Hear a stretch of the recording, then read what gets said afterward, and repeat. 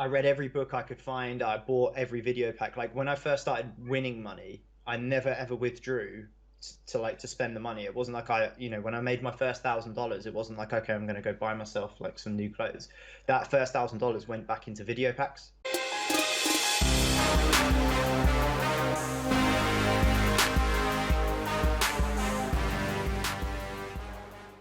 Okay, Should've no watched the problem. movies today. Let's start with the usual. How did you All get right. into the poker? How did I get into poker? Okay, I don't actually remember uh, how I opened my Stars account because I'm pretty certain I was drunk when I did it.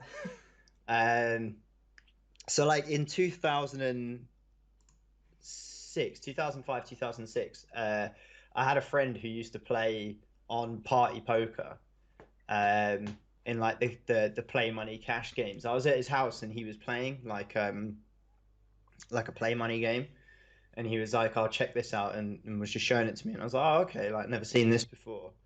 And we started playing some home games. We were all like obviously massive whales. But we thought we were quite good. And then I started watching poker on TV, like seeing Phil Ivey and stuff. So I got into poker in about 2006, and I was quite interested in it, but I was just like donking around in play money games. And then I forgot all about it. I went to university, just completely forgot all about poker. Um, there was a couple of times when I'd be drunk at uni and I would like play online just like for a few dollars. That's when I set up my account, is when I was drunk at uni. Um, and then when I left university and got a job, I was like really bored, like after work, which I think is pretty common.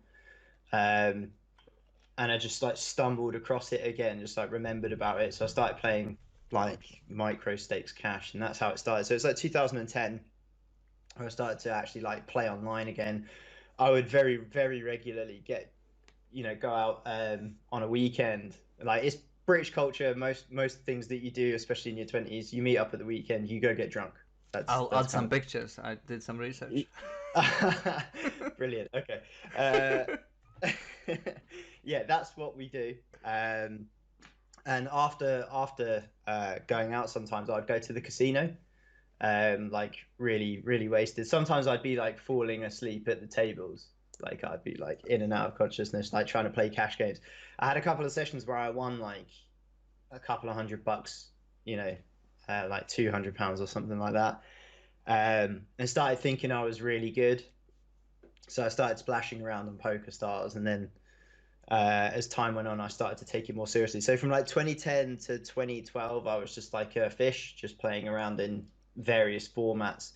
And then I started to take things a little bit more seriously in like 2012. I started to like buy books and um, like start watching video packs. My wife, who was my girlfriend at the time, she actually for Christmas in 2011, she bought me Harrington on Hold'em, Mm-hmm.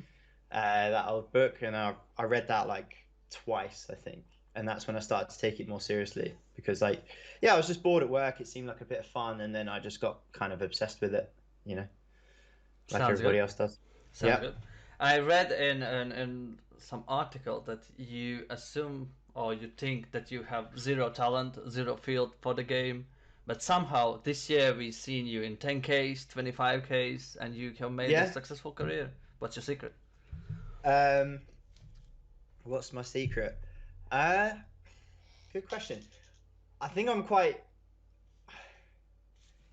a dedicated person when I have an interest in something. So my interest before poker was always football, and I was really dedicated to football. Like I would play just like 4 or 5 times a week. I spent all my spare time playing and watching football. Like I always wanted to be a professional footballer. Um, the problem was I just wasn't very good. Um, I'm like very like a decent mid stakes player at football. Like I was never going to make any money out of the game, Mm-hmm. and poker was like a substitute when that came along. So yeah, I didn't. It took me a long time to transition from being a fish to a winning player. And I know a lot of people say like, oh, they played a tournament, they binked it, and they just kind of went on from there or something. That wasn't the case with me. I had to reload like maybe 20, 30 times. I would like That has been a deposit. pattern in the previous interviews that bink and then Yeah, just go on. I never had that. I I never never had the had that bink. as well. Yeah, it was I would like win sometimes in cash games out of like blind luck, you know, just like run good and win a bit of cash games. And it was like the cash games we're talking about is it's like all fish. It's a table full of fish passing around money. No disrespect, recreationals, I should say. You know, mostly drunk people. VIP. Yeah, pretty much. But I don't think I did have any natural talent. I was really bad for a long time, and it took me quite a while to go from a losing player to a winning player. But I was just very dedicated, and I wasn't. I'm not like. I don't think I'm a very egotistical person. Now, everyone in poker has an ego. I straight up, we all have an ego. We all talk about other players. Oh, this guy's so stupid, or this guy's shit, you know. But I have like enough of an ego where, like, you know, I still have it motivates me to work harder. You know, if I see people start catching up, I'm like, right, I need to work harder. I need to get back and do some lab work. But I was always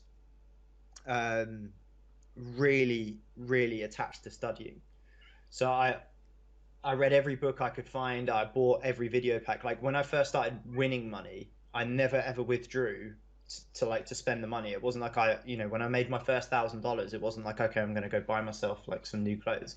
That first $1,000 went back into video packs, and I would watch the video packs, and just take notes. I would watch them maybe like, yeah, I think there was one in like 2012. I think I bought this video pack and I must have watched it like 8 times. I basically took the whole video pack of like 10 videos. I basically wrote every single word the guy said, and then I recorded it as voice notes. And when I was working, I would sometimes have to drive around the country, and instead of listening to music, I would listen to the voice notes that I had taken from his video pack. So I think that's why like I had some success and obviously played the higher stakes tournaments this year, is because I've always been really obsessed with studying, and I never really feel like attached to my own style of play.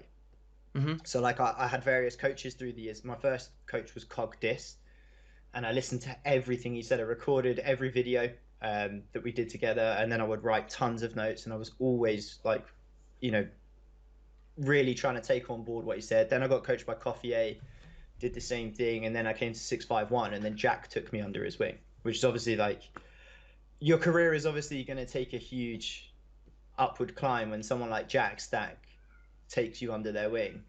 And lucky for me, when I joined 651, like he saw something in me quite quickly. He said like, you know, I like the way you operate. Like I want you to be a coach. I'm going to help you myself. And we started doing sessions together. So my career really took off. So I was doing like reasonably well. And then Jack Stack started working with me, and that's when things started to take off. So if I could summarize why, I still believe I'm not particularly, I don't think I have a natural gift for poker.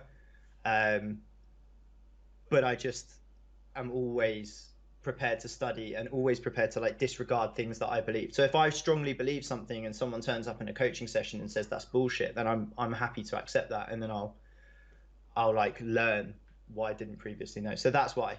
Probably just detachment of ego. Yeah, sounds good. Yeah, you just keeping the open mind as well. Always had a really open mind. I remember reading a book like about a completely different subject when I was maybe like 20 or 21.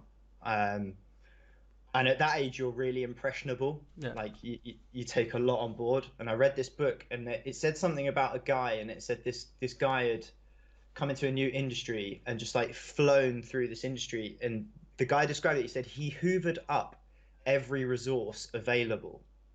And so it's saying like the guy came in, he had no knowledge, he had no skill for what he was doing, but he just read every book and watched every video about it. And he just like climbed straight to the top like quicker than anybody else. And the guy writing the book said that's why he did it. And then I read another book called I don't know if you've heard of the talent myth. No. It's by an English journalist. It talks about the myth of talent. So it says that, you know, people say like, oh, he's an incredibly talented person, or he's incredibly gifted. This book talks about how like that's mostly pretty much like bullshit for most people. It talks about I'm certain you'll know the 10,000 hours. Yeah. He talks about the 10,000 hour rule. If you put 10,000 hours of deliberate practice into something, that you'll become world class. And it gave examples of like the Williams sisters, you know, the tennis sisters. Yeah. About the way that their dad always made them just play tennis non-stop, and examples of like a guy wanted his kids to be professional chess players, so he just taught them really early on, and they became like the best in the world. That was like 2012, 2013. And at that point, I was like, okay, well, this is applicable to poker. I'm not very good. I have no natural talent. But if I just work really, really, really, really hard at it, maybe I can be quite good. So I would get home from work, chill for like 5 minutes, and then I would straight away like get into poker. Like that was it. I would watch videos and then play a little bit of poker online. What was your So yeah. motivation? I wanted it to be a job, to be honest. I wanted to be a professional poker player. By that point, I finally knew that you could be a pro poker player. Someone said to me in 2006, "Oh, you can't be a professional poker player because all of the money that they win at tournaments, they lose in other ones." And I was like, "Oh, that sucks." And that was, as far as I was concerned, that was the end of it. When I found out in like 2010 that people were making a good living out of poker, I wanted to do it because I liked my job that I did. But the idea of being a professional poker player just seemed like the coolest thing in the world to me. And so I became obsessed with the idea of becoming a professional poker player. So that's why I did it. Yeah. I think we shared that as well. Yeah. And now the question about the awesome career of being a poker player. What has been your biggest challenge, though? Biggest challenge in poker. My biggest challenge, I would say, has always been the mental game, to be honest. Unsurprisingly, same for a lot of people. I hate losing, like I really do. I really hate losing, and I've always been a really competitive person. But at football, like I can handle losing. It's a strange one. When I lose a football game, it's like there's 10 other guys on my team and I can handle that. But when it's 1-on-1, it just feels like, or 1-on-2, like spins, it just feels so personal. And also, I don't like to lose money very much because like I've always been quite I'm not a big spender, basically. I've always been I've been kind of careful with money throughout my life. And I treat it as like a precious commodity. So those two things have always combined to make me quite, a little bit volatile in terms of mental game. I'll go through stretches where I'm amazing, where I'm like a monk for like 2 months, and then maybe I have a few bad days, and then it takes me a lot to build back up. So I would say that the mental game has always been a challenge for me. But now, compared to how I was like 3-4 years ago, now I think I would, like the old Wubblepig would be really surprised at how calm the new Wubblepig is. I'm not nearly as bad as I was. To be fair, like working with Jack over the years has had a big impact on that because he's like, his mindset is so strong. He's a very Zen human. And the other biggest challenge as well, which I don't know if you've had this as well. I want to know if you feel this too. I really struggle to detach from poker, big time. Like I can't just like sit and watch TV. If I sit and watch TV, I feel anxious, like I should be working or in the solver. I don't take very many days off at all. I had that, but I don't have it anymore. Okay. Yeah. I mean, I've worked with Elliot Rowe in the past quite a bit. This was always a big problem. And he always said like, you need to take a minimum of 1 day off a week, maybe 2.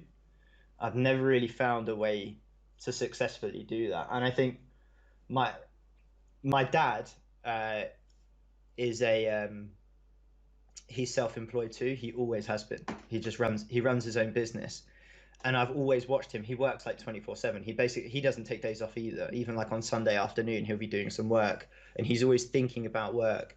And I'm really similar to him in like every way possible. So I think I've inherited that from him, where I struggle to switch off, and I feel like I can't relax ever, which can be problematic.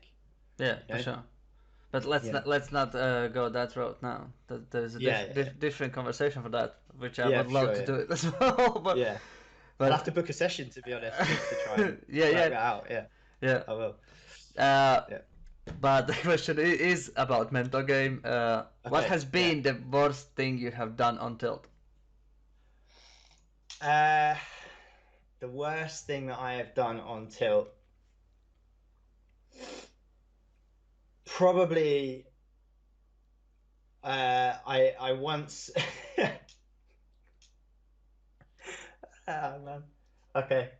I I once was in a spin, and it was a 6x, and it was at like a point quite early in my spin career, 2015. Hadn't made much money out of the game at this point. I was having a bad stretch at spins. Spins were quite new, and the variance was pretty new. Well, anyway, I had a 6x at the 100s, and I was having such a shit day. And my opponent, a reg, disconnected and was sat out, and I waited for him.